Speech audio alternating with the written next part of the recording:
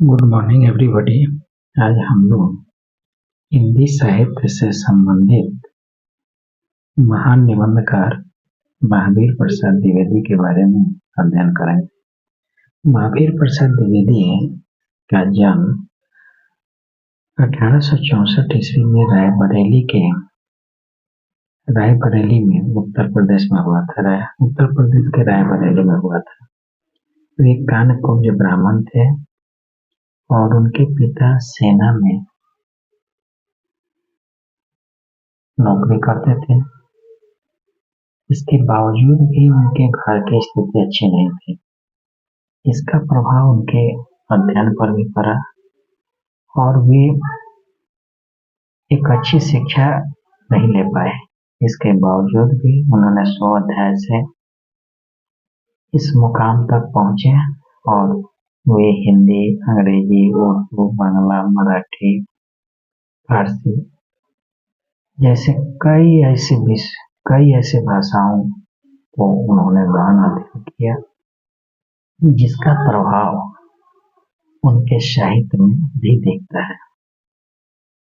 घर की आर्थिक स्थिति ठीक नहीं होने के कारण उन्होंने रेलवे की एक छोटी नौकरी की और किन्हीं कारणोंवश उस नौकरी से वे संतुष्ट नहीं हो सके और उन्होंने नौकरी से इस्तीफा दे दिया और उससे भी कम वेतनमान पर उन्होंने सरस्वती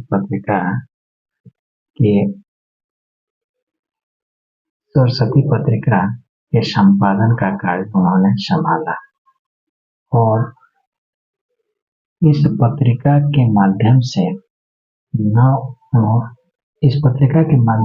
उन्होंने अपनी अद्भुत प्रतिभा और सूझबूझ का परिचय देते हुए न सिर्फ अपने व्यक्तित्व का पूरा उत्थान किया, बल्कि कई ऐसे महान कवि और लेखकों को उन्होंने प्रसिद्धि भी दिलाई और उन्हें एक नई दिशा और राह देने का भी काम किया। राष्ट्रकवि मैथिली शरण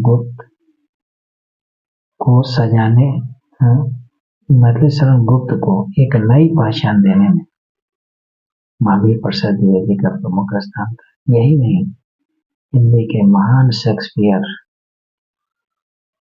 उपन्यासों के शेक्सपियर कहे जाने वाले प्रेमचंद को भी उन्होंने अपने सरस्वती पत्रिका में जगह दिया और उसके माध्यम से उनकी कहानी और लेखों को उन्होंने प्रकाशित करवाया। न जाने कितने ऐसे कवि लेखक थे जिनका प्रकाशन महावीर प्रसाद द्विवेदी के सरस्वती पत्रिका में हुआ और वे इस पद पर आते हुए हिंदी को एक नई पहचान और दिशा देने का काम किया।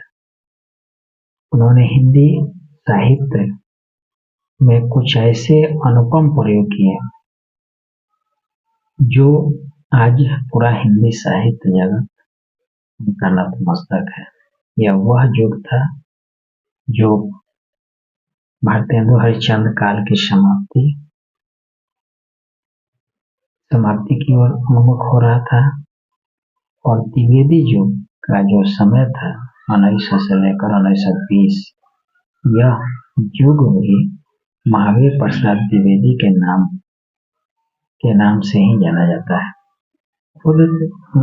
खुद इस युग के प्रवर्तक महावीर प्रसाद द्विवेदी, जो हिंदी के इतने बड़े विद्वान थे, उन्होंने हिंदी को एक नई दिशा देने का काम किया। इसके तहत उन्होंने ब्रज से मुक्त यानी शुद्ध खड़ी बोली में लेखकों को लिखने के लिए आग्रह किया, जिसमें से कई ऐसे कवियों ने उनकी बताई रास्ते पर चले और हिंदी को एक नई पहचान मिली। हिंदी भाषा में कई ऐसी विशेषताओं को उन्होंने शामिल किया जिसको हम हिंदी साहित्य में उनकी इस विशेषता के कारण स्मरणीय है। उन्होंने बताया कि केवल छंदबद्ध ही कविता नहीं है। कविता चाहे गद्य हो पद्य हो, वो इसी श्रेणी में आता है। उन्होंने मुहावरों के प्रयोग पर जोर दिया। उन्होंने कविता को दूषित होने से बचाने के लिए उन्होंने अश्लीलता से दूर रहने की सलाह दी। रस एवं अलंकार, उन्होंने कहा कि जो भी हम लिखें उसमें रस और अलंकार से युक्त होना चाहिए। हमारे जो भी लेखन कार्य उसमें इसका महत्व उन्होंने स्वीकार किया कि रस और अलंकार हमारे काव्य की आत्मा है और इसका इसमें होना आवश्यक है। उन्होंने बताया कि कविता जो है चींटी से लेकर हाथी तक और भिक्षु से लेकर राजा तक और बिंदु से लेकर समुद्र तक, जीरो से लेकर समुद्र तक सभी पर कविता हो सकती है। उन्होंने झूठी प्रशंसा करने वाले लेखकों की आलोचना की और उन्हें कविता के विरोधी बताया।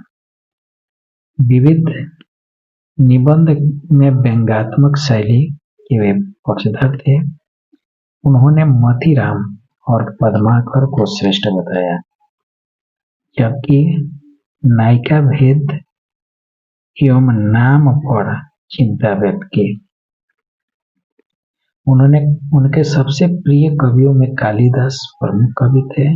इसके अलावा माघ और नैषद उनके प्रिय कवि थे। कालिदास की निरंकुशता पर उन्होंने एक निबंध लिखा। उन्होंने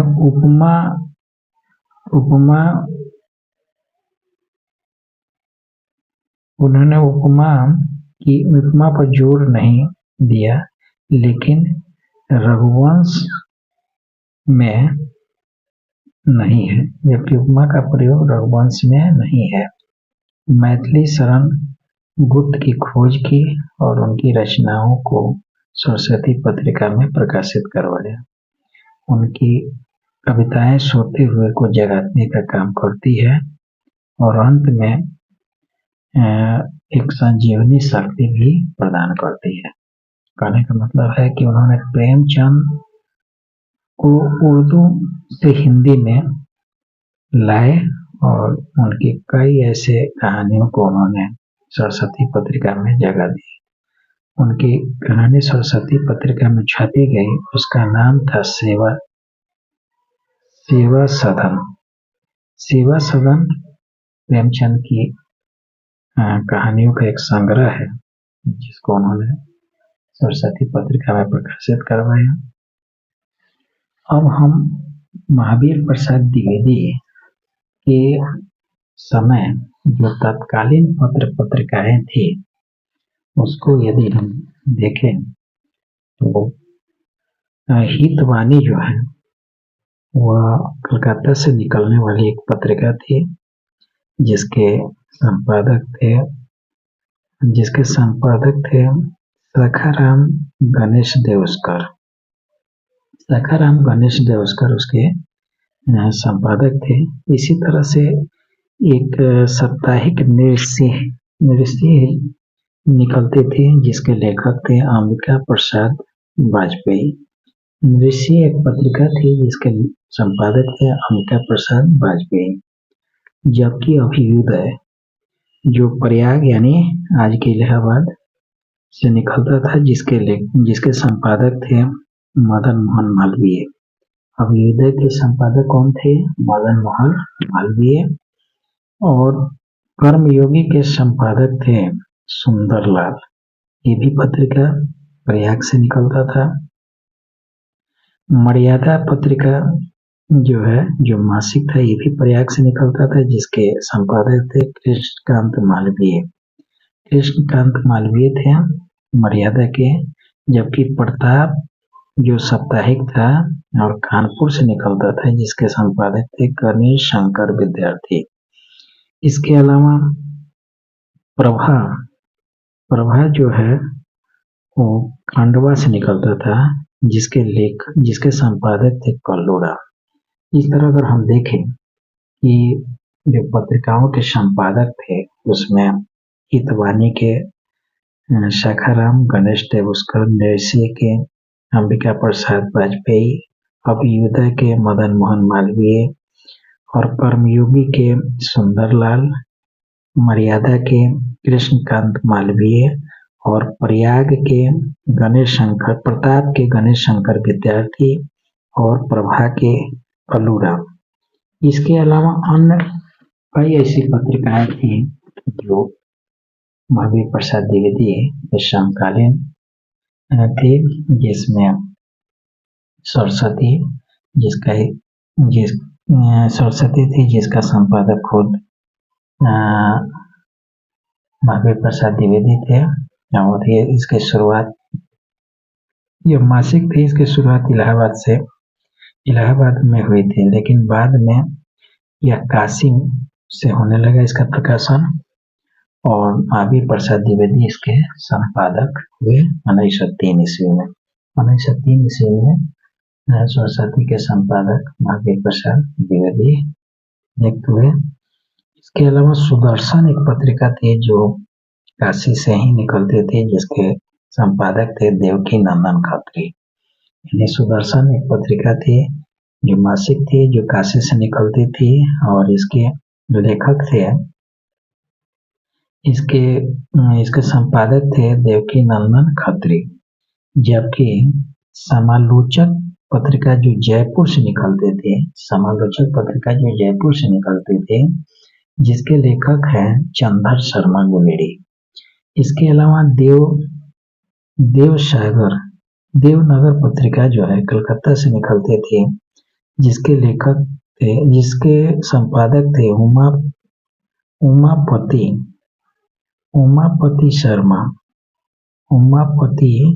दत्त शर्मा थे। यानी देवनगर जो कलकत्ता से निकलती थी उसके संपादक थे उमा दत्त शर्मा। जबकि हिंदू पत्रिका जो काशी से ही निकलती थी, हिंदू पत्रिका काशी से निकलती थी, जो अंबिका प्रसाद गुप्त के नेतृत्व में अंबिका प्रसाद गुप्त इसके संपादक थे। जबकि मनोरंजन जो है शाहाबाद से निकलते थे, जिसके संपादक थे ईश्वरी प्रसाद शर्मा। यानी मनोरंजन के संपादक कौन थे? ईश्वरी प्रसाद शर्मा, और ये शाहाबाद से निकलते थे। जबकि प्रभा जो है एक मासिक पत्रिका खंडवा से निकलते थे, जिसके मुख्य संपादक थे कलूराम। और पाटलिपुत्र एक पत्रिका थी जो पटना से निकलती थी, जिसके संपादक थे काशी प्रसाद जायसवाल। यानी काशी प्रसाद जायसवाल पाटलिपुत्र का संपादन किया। कलूराम जो खंडवा से निकलता था उसको प्रभा का संपादक थे। जबकि मनोरंजन के संपादक ईश्वरी प्रसाद शर्मा थे जो शाहाबाद से निकलता था। और हिंदू पत्रिका काशी से निकलता था, जिसके संपादक अंबिका प्रसाद गुप्त थे। और देवनगर जो कलकत्ता से निकलता था, ये इसके संपादक थे उमापति दत्त शर्मा। और समालोचना के संपादक थे चंद्र शर्मा गुलेरी, जो जयपुर से निकलता था। जयपुर से निकलने वाली पत्रिका समालोचक, जिसके संपादक थे चंद्र शर्मा गुलेरी। और सुदर्शन जो काशी से निकलता था, जिसके संपादक थे देवकी नंदन खत्री। और सरस्वती, जैसा कि हम लोग पहले भी बता चुके हैं, सरस्वती के संपादक जो थे 1903 में वो महावीर प्रसाद द्विवेदी द्वारा नियुक्त किए गए। इस तरह से हम लोग महावीर प्रसाद द्विवेदी के बारे में कुछ संक्षिप्त जानकारी और उनके समकालीन पत्र पत्रिकाएं और उनके संपादकों की एक सूची मैंने आप लोगों के समक्ष रखी। निश्चित रूप से यह मेरा छोटा प्रयास आपके काम आए। बहुत बहुत धन्यवाद।